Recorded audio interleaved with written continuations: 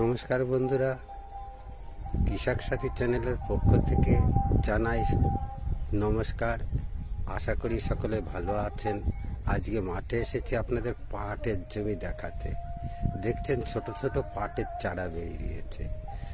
এই পাট বোনা কিন্তু যথেষ্ট দক্ষতার কাজ। সকলে পাট বুনতে পারে না, কারণ 500 থেকে 700-800 বীজ বুনতে হয় 1 বিঘা জমিতে। এই শতকরা 2-10 জন লোক এই বীজ বুনতে পারে, আর বাদ বাকি ওই এদের ওদের দিয়ে বুনে নিতে হয়। তাছাড়া কিন্তু সকলে বুনতে পারে না। কিন্তু এদের কিন্তু সমাজে কোনো মান সম্মান পায় না। এই কাজের এমন একটা কাজ, এই চাষ কাজ শুনলে সবাই যেন মুখ ভেঙে যায়। কারণ কি, এতে তো পয়সা নেই। এখন পয়সার মাপকাঠিতে মাপা সমাজ।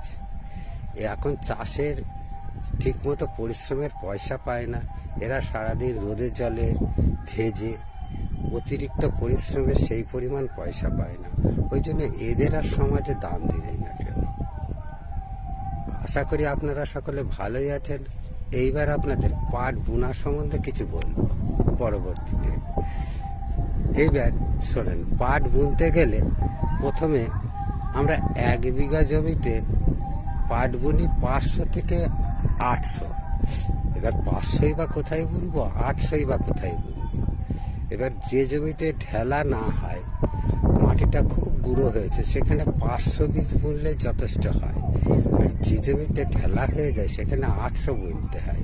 বুনার সময় খেয়াল করতে হবে, যেখানে ঢেলা সেখানে একটু বীজ বেশি চাপিয়ে দিতে হয়।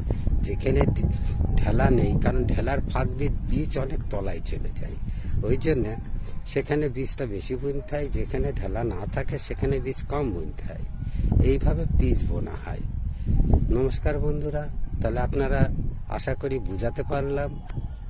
ভালো থাকবেন।